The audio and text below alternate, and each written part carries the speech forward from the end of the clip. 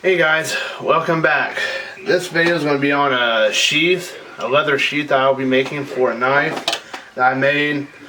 I showed you guys this sometime back on the turntable sharpening system that I made. I want to wind up making a sheath for this. The one I made just wasn't cutting it at all. I mean, it was crap, to be honest with you. I want to try to do some minor stuff that I usually don't do with this, and I'll show you what I mean here.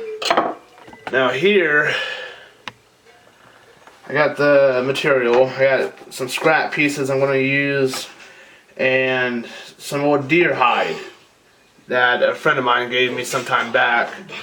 And what I want to end up doing is, after I get this stuff cut out to specifically match the blade, I'm going to do the deer hide on a, I don't know if I want to do a wrap or just a two-side placement on here.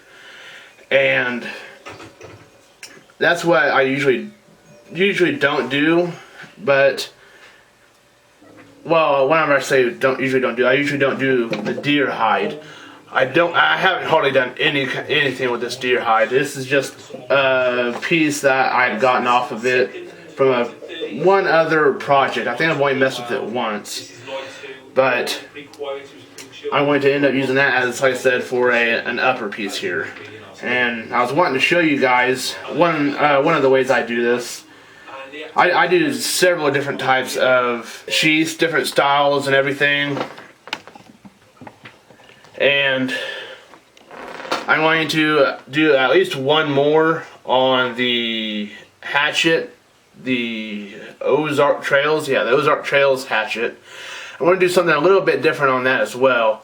It's going to be, I'm pretty sure it's going to look pretty neat by the time I get done. But I'm all certain this one's going to turn out pretty neat too. I am going to go ahead and finish getting set up minorly, and here we go.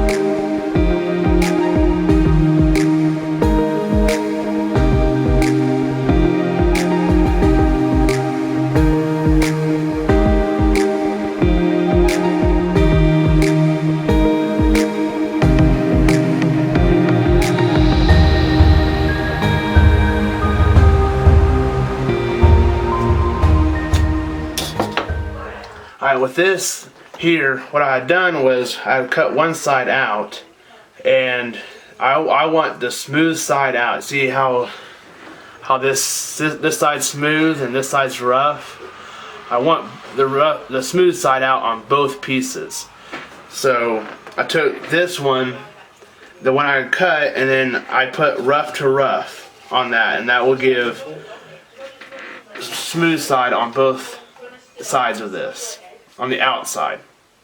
Now, I mean, you could do a smooth side on the outside alone and then do the rough side on the leg side of it, and that'd be fine as well. It's whatever fits for you. And I just do rough side to rough side. That way it kind of grabs onto the knife a little bit better and keeps it within the sheath a lot better. It's a lot more firm that way. I also do a single stitch, and that's gonna be an interesting deal because I don't do it traditionally. My stitching isn't traditional, but as I was saying, whenever I do this, draw it out, I usually give it somewhere between 3/16 and 1/4 inch outside of the blade width on both sides, all around it. I give it 3/16 to 1/4 inch, just to give some play for the thread. That way, whenever I go to stick this in, I'm not cutting the threading. I may end up gluing this as well, gluing just the thread seam. I'm not 100% certain yet, but I may end up doing so because I kind of plan on carrying this thing quite a bit. So we'll go ahead and move on to the deer hide. Go ahead and try to do that the best I can. I usually don't do the wrap on the top, but I've done it on a few of them. But the ends on the knives were straight across here, and not diagonal like this. So that's going to be kind of, yeah, it's going to be kind of interesting. See, this one's diagonal like this. I usually don't do it. I usually just simply do a wrap like I originally did for this knife. But like I said, this thing it was a crappy ordeal. On this one I was trying something different, but it just didn't work. So let's go ahead and get this done. I want to have it above this arch here. That way it kind of grips around it a little bit and kind of helps stabilize it, along with keeping it pinched inside. So I also gotta be able to match it to this and be able to stitch it to that as well. To the rest of the knife. To the rest of the sheath, sorry. Rest of the sheath.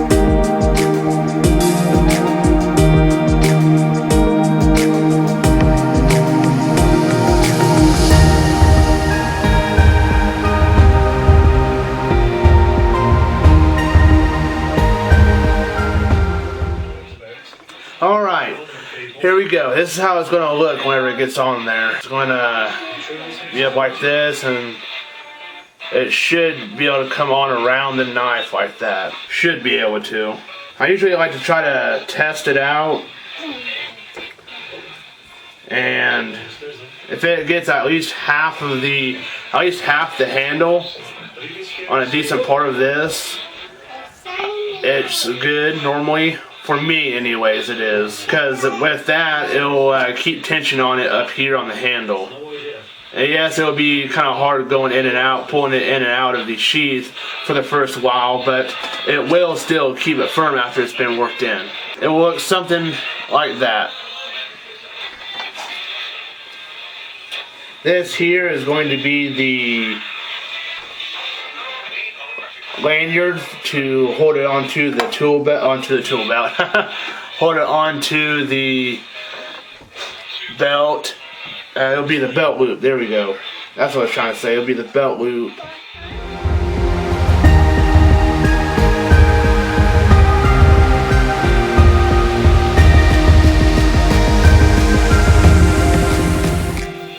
Now, the way I'm going to try to do this belt loop is I'm going to try to get it to where it wraps up inside like this, set up in here, and come around like that, and forming it to this seam to be able to hold it in place as well.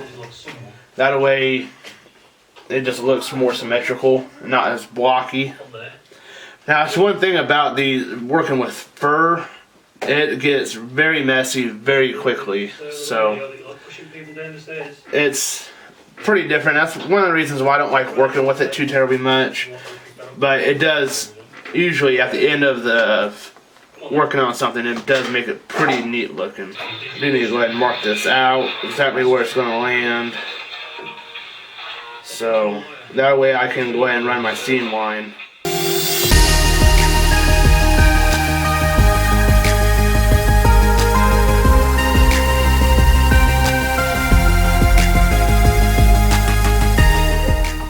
Alright, now see, I have it marked out to where I'm going to be stitching at. It would just be one stitch line across here, and whenever I go to do it, I'm going to try to tuck it inside the fur, that way it's hidden.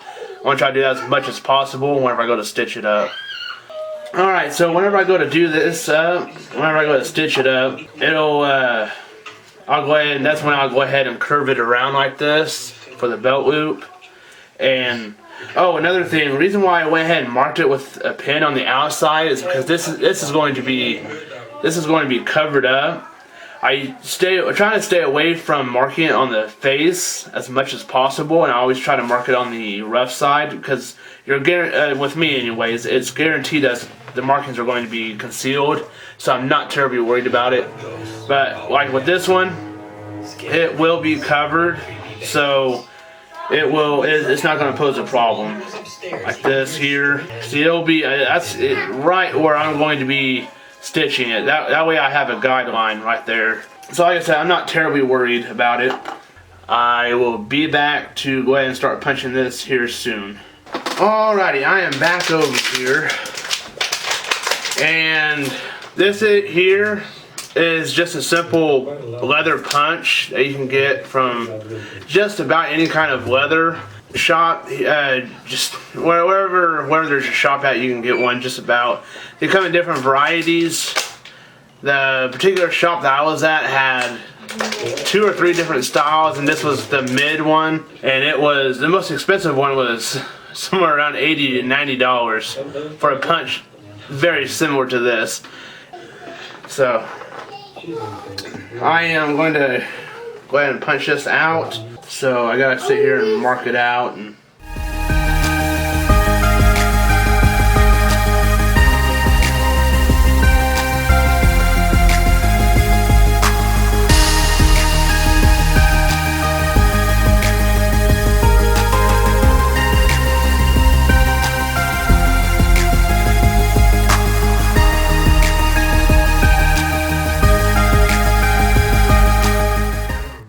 Yeah, see, you can see the holes there on the inside, but you can't on the outside. And that's the point on why I want to thread it that way, so it won't be it won't be seen whatsoever.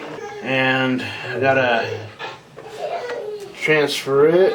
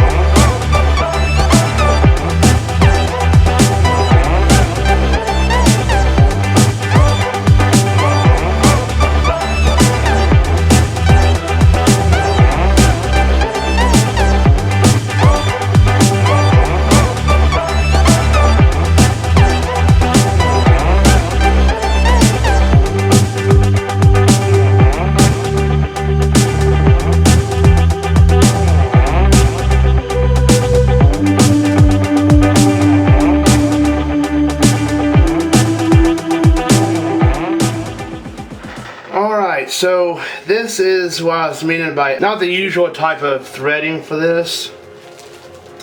This is what is called the poly drop line. It is literally speaking trot line that I use, and It's rated for like 65 pounds is what its tensile strength is. And I do a couple of different things with it, but generally I do a double stitch, which is simply like you normally would with cloth and whatnot. The other way is just a single stitch that I only do one pass and then come back through the other way. And I'll show you what I mean here in a second. Now, I am going to go ahead and glue it, but it's going to be a wet stitch. But what I normally use, I even use this on the handles. I've done this with this knife and another knife refurbishing that I've done. And this here is what I use. It's the Gorilla Glue clear. It's the clear Gorilla Glue. Come on, focus for me. And excuse me. This stuff's really good. Just simply put,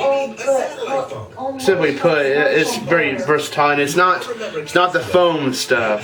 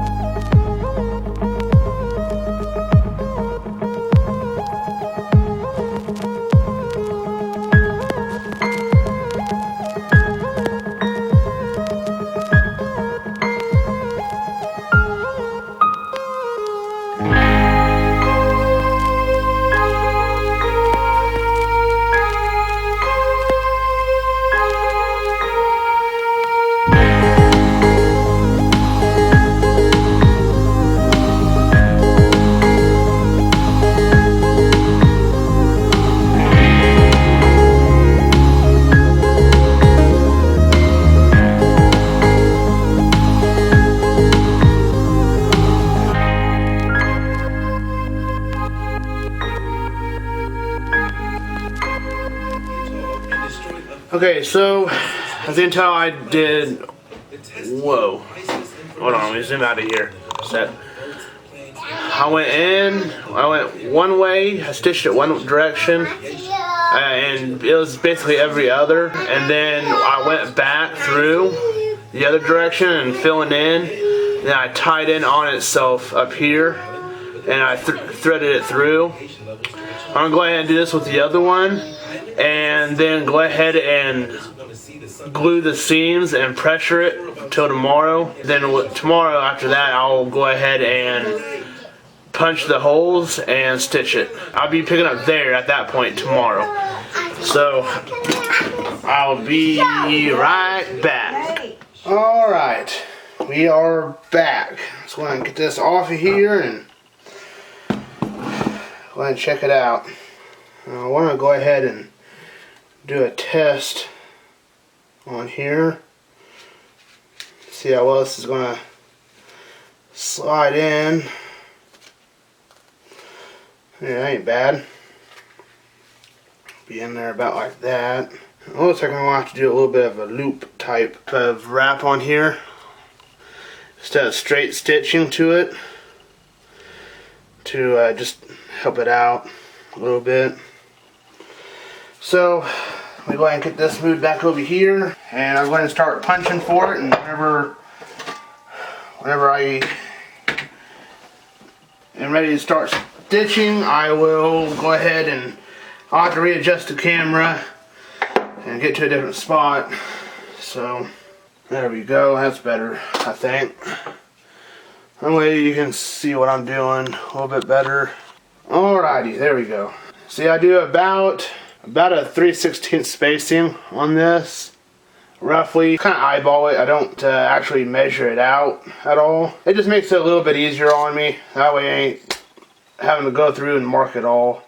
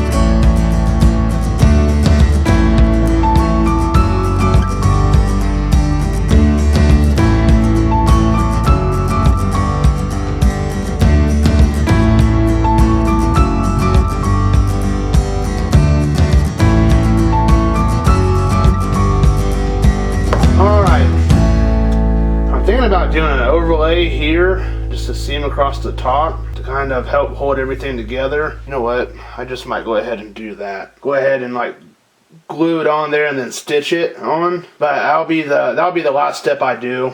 I'll go ahead and stitch it together.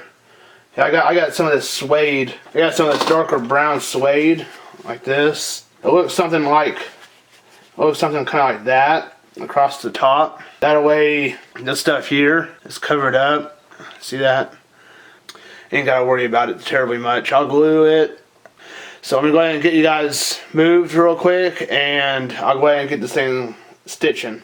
Alrighty, we're back over here on this little turntable, and I'm gonna go ahead and pull off. This is that twine I was telling you about. I'll show you the thread style. The thread style I'll be using here in a second. This is a sheath that I made for a butcher knife. Here, let me get back a little bit. And you can see how neat and nice that looks. The threading on it. That's the stitching style that I'll be going with on this one. Just a single thread instead of the double. So that way it looks a little bit nicer and won't look so crabby. I mean, of course, with the dual stitch, they're a lot more firm. It's a lot more stronger. It's a lot stronger, yeah. And I primarily use it for whenever I don't glue the two sides together. Yeah, I usually do it whenever I don't glue them. Whenever I do glue them, I usually try to do just a single stitch. This is how I get it set up. I have just a single, just one end going through. I got a little tail sticking off of there, going through the needle, and I leave the other end open, and whenever I go to do it, I'll just pinch it while I'm threading through. I'll show you what I mean, because I know it's pretty vague, I think, but I'll show you what I mean here in a sec. Now on this vise, I've got a leather glued to the inside of the jaws here on both sides. That way I don't mess up the blades that much, that I refurbish on top of protecting the leather as well.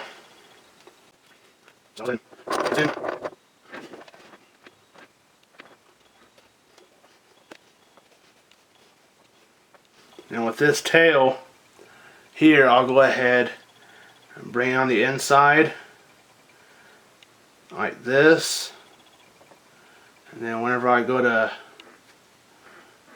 go wrap it on the other side,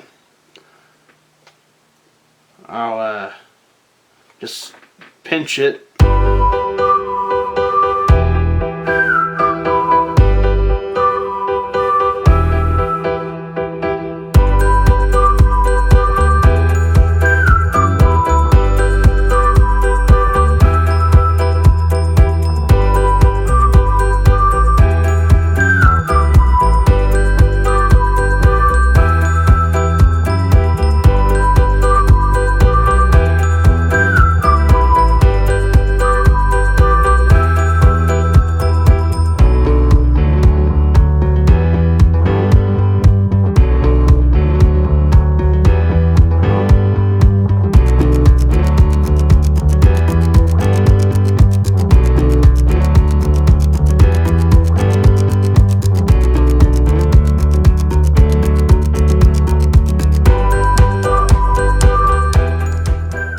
Alright, so down here,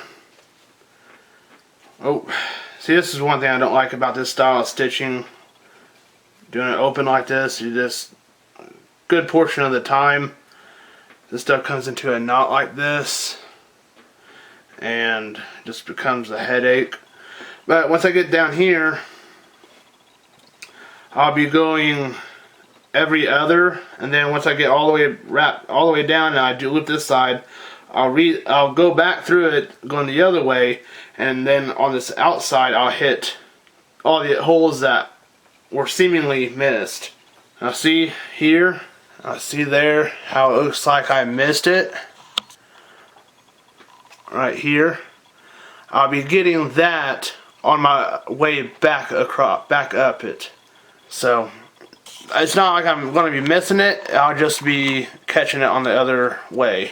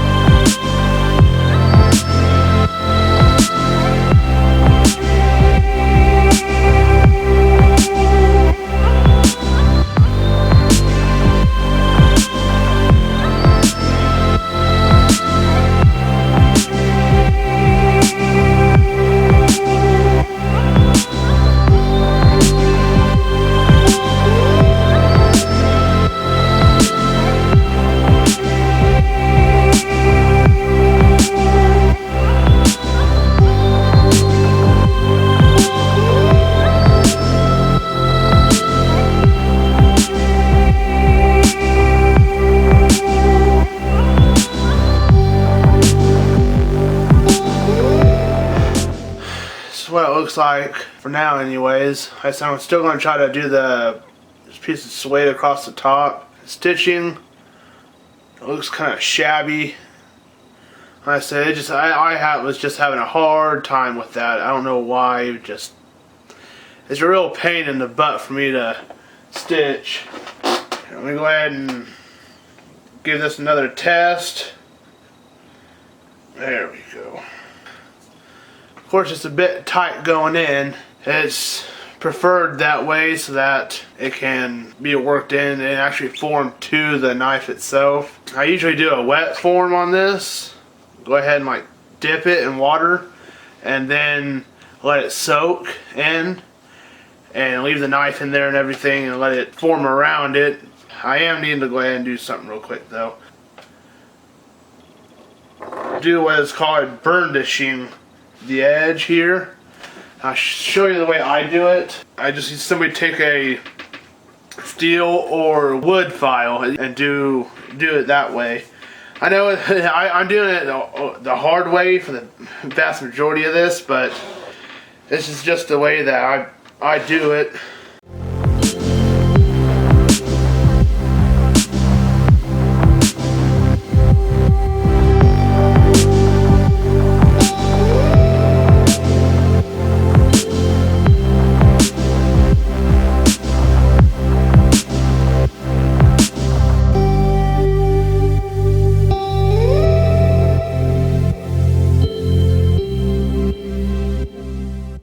Now what this does, what this burnishing does, is that it brings it to where it looks like it's moderately one piece of leather, and it basically gets it down to one, all the same level, all the same plane, and that's the point of this. That's why I do it, just to make it makes it look a little bit better whenever it's all said and done. So one of those little things.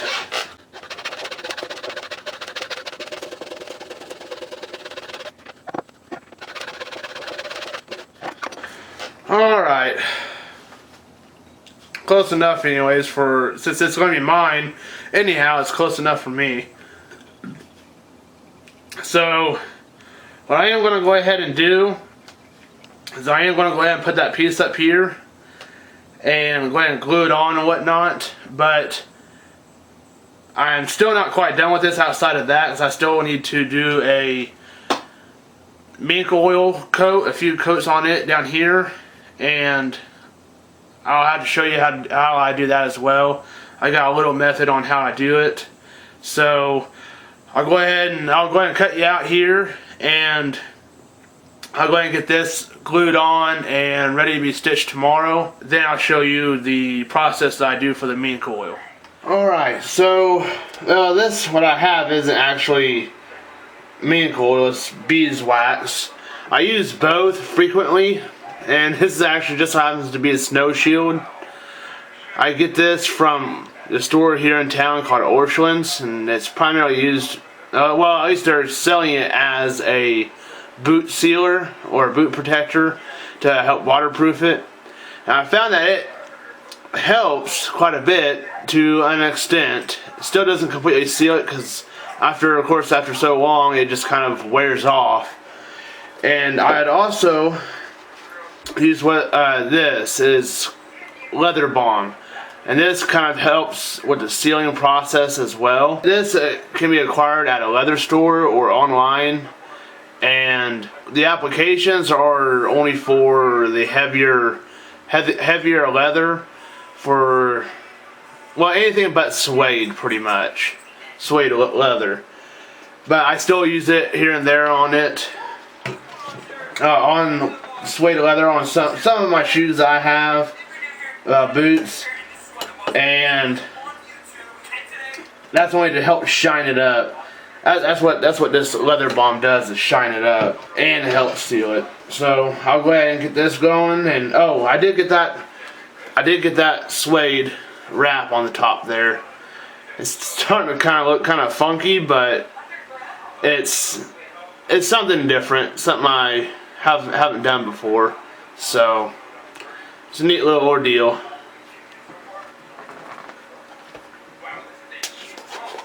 Now what I normally do with this, and this is what it looks like inside.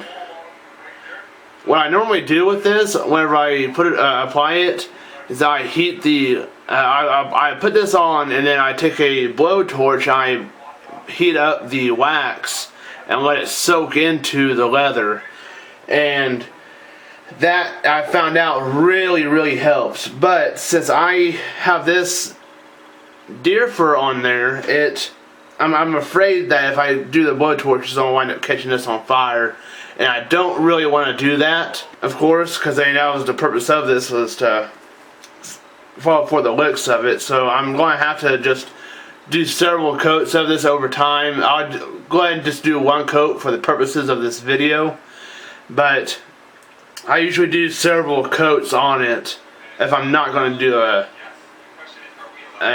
use the torch. And whenever I do that, whenever I do the torch, I usually do 2 or 3 coats of it.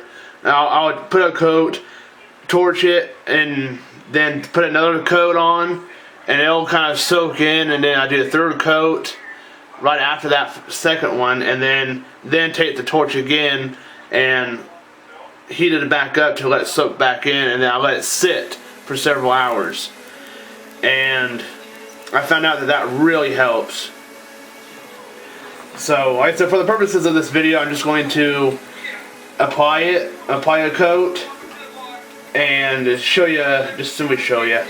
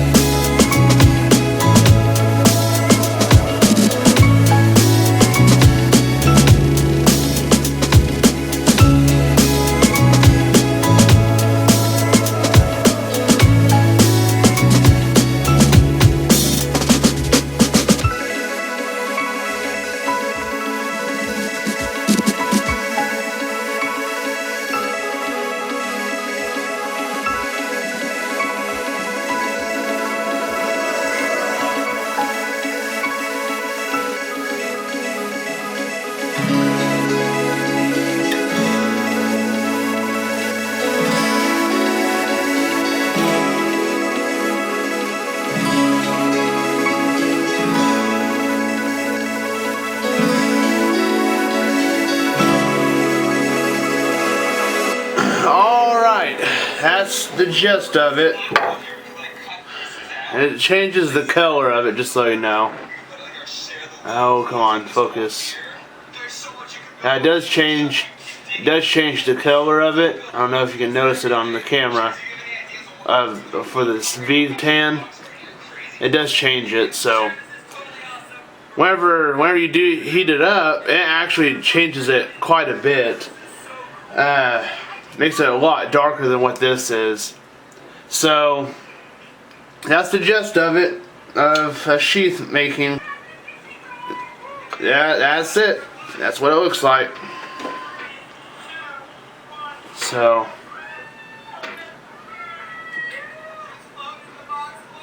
pretty neat looking. Alright, I'll get set up with the video verse real quick, and I'll be right back. Alright, we are in Romans chapter 12, 9 through 21, and this one's going to be kind of a lengthy one, but I believe that this is going to be a really good one. It says, "Let love be without hypocrisy, detest evil, cling to what is good, Love one another deeply as brothers and sisters. Outdo one another in showing honor. Do not lack diligence and zeal. Be fervent in the Spirit. Serve the Lord. Rejoice in hope. Be patient in affliction. Be persistent in prayer. Share with the saints in their needs. Pursue hospitality. Bless those who persecute you. Bless and do not curse. Rejoice with those who rejoice, with those who weep. Live in harmony with one another. Do not be proud. Instead, associate with the humble. Do not be wise in your own estimation. Do not repay anyone evil for evil. Give careful thought to do. Give careful thought to do what is honorable in everyone's eyes. If possible, as far as it depends on you, live at peace with everyone. Friends, do not avenge yourselves. Instead, leave room for God's wrath, because it is written, "Vengeance belongs to me. I will repay," says the Lord. But if your enemy is hungry, feed him. If he is thirsty, give him something to drink. For in so doing, you will be heaping fiery coals on his head. Do not be conquered by evil, but conquer evil with good. And that is Romans 12:9 through 21. I'll see you in the next one.